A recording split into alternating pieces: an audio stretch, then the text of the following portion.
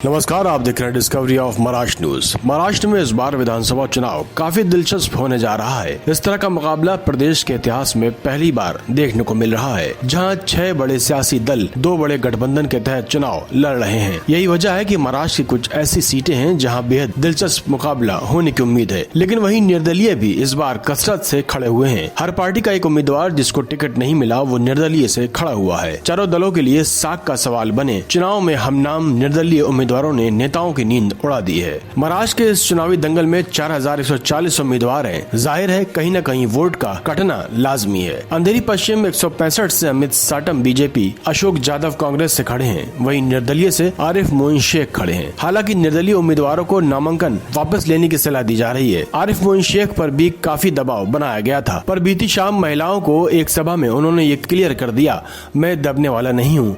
वहाँ के रहवासी उनसे बहुत खुश हैं। उन्होंने वहाँ काफी काम कराया है, जैसे शौचालय की मरम्मत, पूरी गली में लादी टाइल्स, नाली और गंदे गटरों की सफाई, डोंगर गिल पटेल की चौल में व्हाइट वॉश से लेकर जनता कॉलोनी तक जहाँ जहाँ खराब था वहाँ अच्छी सुविधा दी। अब वहाँ की जनता उनको क्या देगी ये वक्त बताएगा। हालांकि उन्होंने सभा में अपने वोट की अपील की है। उन्होंने वादा किया कि आने वाले दिनों में और ज्यादा काम करवाऊंगा। आरिफ मोइन शेख ने ऑटो ड्राइवर्स के लिए भी आश्वासन दिया कि एक यूनियन बनानी होगी जिससे ट्रैफिक पुलिस ज्यादा परेशान न करे। बीती शाम आरिफ मोइन शेख के साथ कई समर्थक मौजूद रहे। आइए सुनते हैं उनकी जुबानी।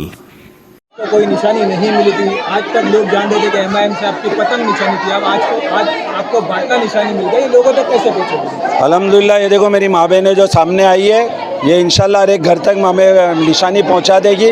और बाटला तो सिराज भाई हर एक के घर में पहुंचाने की अब ऑलरेडी पहुंचा हुआ है। इंशाल्लाह बस उसको देखेंगे और अभी आरिफ को याद करेंगे। और आप लोग को बोलता हूँ इंशाल्लाह सुनामी के जैसा वोट गिरेगा यहाँ पर, अल्लाह ने चाहा तो बाटले को। उसके बाद आपकी क्या रैली, कैसी क्या तैयारी है? अल्हम्दुलिल्लाह कल से मेरी रैली चालू हो जाएगी और पूरे अंधेरी असेंबली में इंशाल्लाह ऐसा माहौल बनेगा कि सबके सब लोग जो है इंशाल्लाह मेरा साथ देंगे। और आपके चैनल के माध्यम से मैं ये बोलना चाहूँगा कि भाई मैं पीठ दिखा के नहीं भागूंगा, मैं इंशाल्लाह सीना दिखा के पूरा इलेक्शन लड़ूंगा। जितने लोग जो है मुझको डराने की कोशिश कर रहे हैं, ये चीज़ समझ लेना कि भाई मैं डरने वालों में से नहीं हूँ। मेरा फ्यूचर जो है मेरा अल्लाह डिसाइड करेगा, कोई पार्टी डिसाइड नहीं करेगी। जिसको डर था वो अपने घर पे बैठ गए और अल्हम्दुलिल्लाह मेरे को ऐसा कोई डर नहीं है। मैं मेरे लोगों के लिए जो है खड़े रहूँगा और इंशाल्लाह पूरे तहे दिल से मेहनत करूँगा।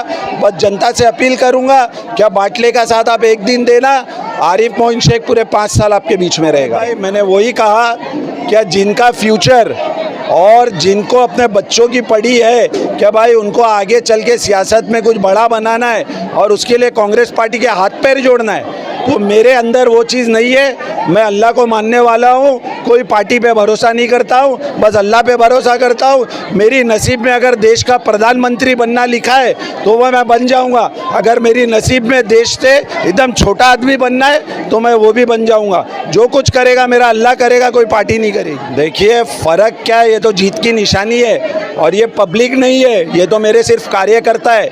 इंशाल्लाह पब्लिक तो जो है वो अभी सामने आएगी। आप सिर्फ इंशाल्लाह कल की रैली देखना क्या जुगली डोंगर और अंधेरी असेंबली में ऐसी रैली नहीं निकली होगी जो कल इंशाल्लाह निकलेगी। अलग अलग मसले, किसी को पानी की तकलीफ है, किसी को शौचालय की तकलीफ है, बीच में घर भी डेमोलेशन हो रहा था। तो ये सिर्फ आप ही की जिम्मेदारी थी कि यहाँ पे जो चुन के आए उनकी भी जिम्मेदारी? सिराज भाई जिम्मेदारी को कोई समझे तो जिम्मेदारी होती है। ये सब तो जिम्मेदारी से भागते। जनता कॉलोनी में घर टूट रहा था तो आरिफ गया था, एचआरए की बिल्डिंग खराब हो रही थी आरिफ गया था, इलाके में पानी नहीं आ रहा है तो आरिफ जाता है, इलाके में कुछ बनाना है तो आरिफ जाता है। इनसे पूछो क्या भाई ये 10 साल किधर थे। इनकी बेटी नगर सेवक थी, माशाल्लाह इनकी बीवी नगर सेवक थी, लेकिन ये दोनों जो है इलाके में क्या काम किए आप लोग जाके घूम के देख लो। आप लोग जहाँ पर भी जाएंगे इंशाल्लाह पैर के नीचे जो आपके ज़मीन रहेगी वो आरिफ नहीं बनाई हुई है। क्या बोलना चाहिए नदीम भाई, आपने भी फॉर्म भरा था, आरिफ भाई को समर्थन कर रहे हैं क्या? भाई माशाल्लाह मैं आपके चैनल के माध्यम से कहना चाहूँगा कि आरिफ मोइन शेख जी का चेहरा एक माइनॉरिटी चेहरा है और जो कि हर मुस्लिम समाज के लिए, हर तबके के लिए काम करते हैं। जैसा कि मैं 7 नंबर बिल्डिंग में रहता हूँ, कई सालों से वहाँ पे लिफ्ट की परेशानी, पानी की परेशानी थी। आरिफ मोइन शेख जी ने आके वहाँ पे काफ़ी सुधार लाया है, जैसा बिल्डिंग में कलर मारना, नीचे पूरा वो कराना। इसके लिए हम आरिफ मोइन जी के समर्थन में आरिफ मोइन के साथ हम देते हैं। कादर शाह जी क्या बोलना चाहेंगे? आज हम आरिफ मोइन शेख के मंच पे आपको देखे तो क्या इसी वजह है? अस्सलाम वालेकुम, जय भीम, जय हिंद। आज इसलिए मंच पर आया गया है, ये कोई पॉलिटिकल स्टंट नहीं है मेरे लिए और ये कोई पॉलिटिशियन नहीं है मेरे लिए। आरिफ भाई मेरे दोस्त और भाई हैं और आरिफ भाई ने अब तक मैंने जब कभी हॉस्पिटल में कहीं ना कहीं ऐसा लगा कि हाँ कुछ काम अगर मेरे आगे नहीं हो पाते या कहीं किसी को पैसे की ज़रूरत पड़ी या किसी को मेडिसिन की ज़रूरत पड़ी या किसी को ऐसी कोई ज़रूरत पड़ी कि जिस ज़रूरत को पूरी करने के लिए मुझे कभी ऐसा कुछ ज़रूरत पड़ी कि मैं किसी को बोलूं, तो मैंने हमेशा आरिफ भाई को जब भी बोला है 2-3 टाइम में वो आरिफ भाई ने हमेशा किया है। और रही बात जहाँ पे मेरे कुछ फैमिली मेम्बर जैसे रहते, जैसे SRA नंबर 7 सागर सिटी के अंदर, उस जगह पे पानी का प्रॉब्लम, नाले का प्रॉब्लम, वहाँ की गंदी पानी की बूग जो लोगों को नमाजी, तो उन लोगों ने भी आरिफ मोइन शेख को ही बुलाया और आरिफ मोइन शेख ने उस चीज़ों में काम करके दिया है। और आरिफ मोइन शेख एक ऐसा कैंडिडेट है जो आज़ाद कैंडिडेट है। आज़ाद यानी कोई पॉलिटिकल बैकग्राउंड नहीं है, कोई पॉलिटिकल सपोर्ट नहीं है। तो एक पॉलिटिकल सपोर्ट ना होने की वजह से एक आम आदमी के हिसाब से जो इंसान लड़ रहा है तो उसका साथ देना चाहिए। और उसी वजह से मैं आरिफ मोइन शेख के साथ में आज इस मंच पे आया हूँ। यानी इतने सालों में मैं कभी किसी के मंच पे स्टेज पर नहीं गया। एक दिन के लिए मंच है कि आरिफ मोइन के साथ हमेशा जो इलेक्शन तक आप रहे? जब भी ज़रूरत पड़ेगी आरिफ मोइन शेख के साथ में खड़े, क्योंकि दोस्त और भाई कभी अलग नहीं होते। पॉलिटिकल आदमी अपना करियर बदली करने के लिए कोई एक से दूसरी पार्टी में फैमिली वाला भी जा सकता है, पर आरिफ मोइन शेख का और अपना एक दोस्त और भाई का रिश्ता है और एक दोस्त और भाई का रिश्ता है, उस हिसाब से साथ देना है तो फिर उस हिसाब से साथ देंगे।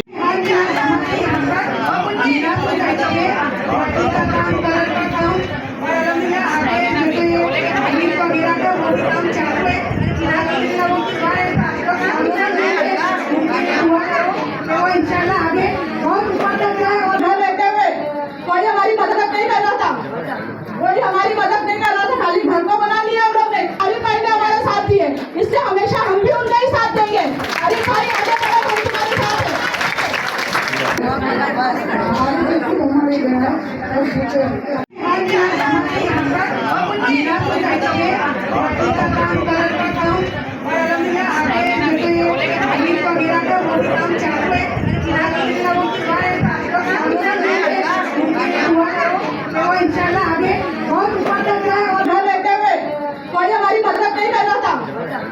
हमारी मदद नहीं कर रहा था, खाली घर को बना लिया हम लोग ने। आरिफ भाई ने हमारा साथ दिए, इससे हमेशा हम भी उनका ही साथ देंगे।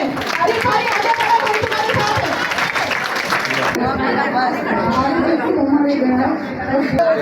देखिए 1 नंबर है, 7 वाले 2 नंबर है, दोनों में इन्होंने काम करा है।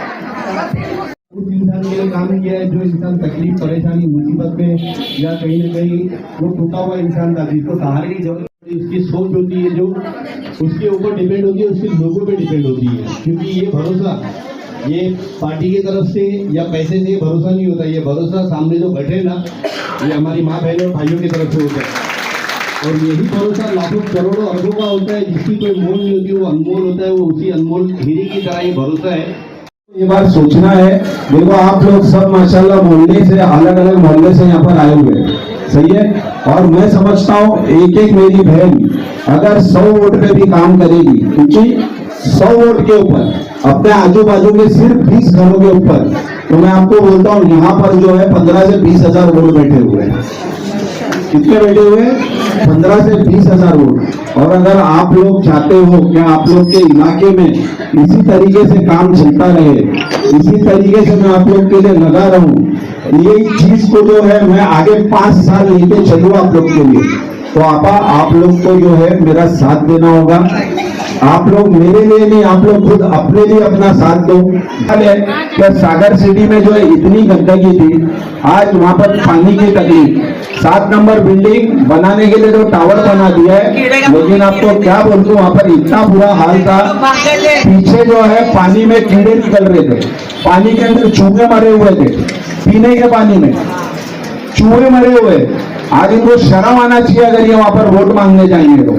जब ये तुम्हारे पास वोट मांगना है ना, तो इनको नीचे की जमीन दिखाना, तो भाई पहले नीचे तो देख बनाया किसने, तो देखो कैसा वोट देंगे हम लोग। जिसने बनाया उसको वोट देंगे या देखो वोट देंगे?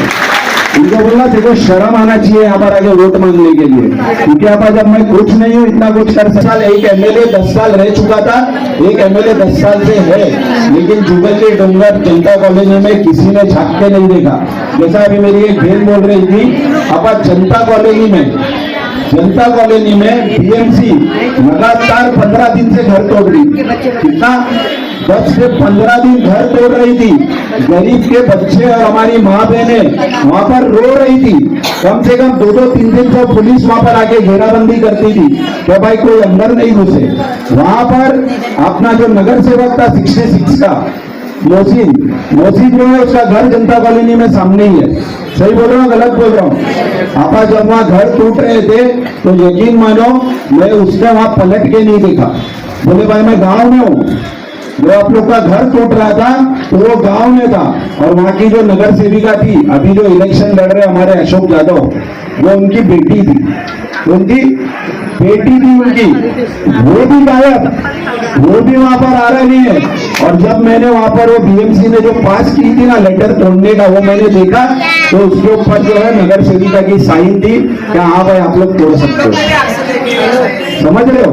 तो आप बिना उनको घर दिए तुम घर तोड़ने का काम कैसा कर सकते हो? उसके बाद 10 दिन के बाद कुछ लोग मेरे पास आए तो मैंने सोचा कि भाई बोलता हूँ ना, जिसकी नीयत साफ रहती है ना उसके साथ अल्लाह होता है। तो वहां पर जैसा मैं घुसा, मैंने वारिस पठान को साथ में लेके आया था। मेरे पास एक कोर्ट का ऑर्डर था। वो कोर्ट का ऑर्डर पूरे महाराष्ट्र में लागू था कि पूरे महाराष्ट्र में जो है तोड़क कार्रवाई नहीं हो सकती है, लेकिन आप उसके बावजूद वहां पर वो तोड़ रहे थे।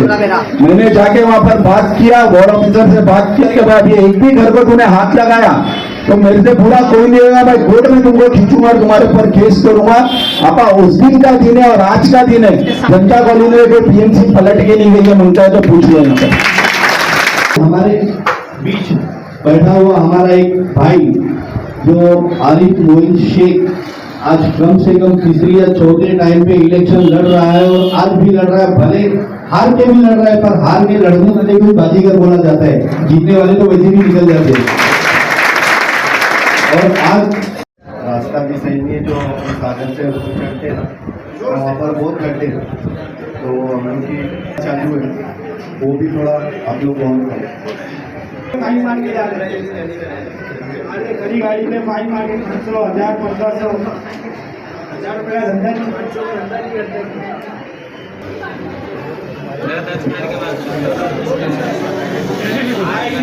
इंस्टा बना के दे दो।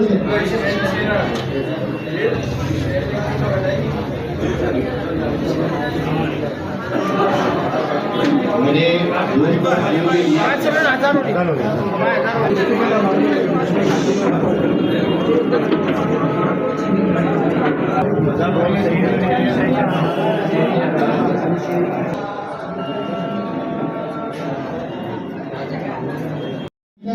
किसने कहा ट्रैफिक का, किसने कहा सागर सिटी के टावरों का कंप्लेन का।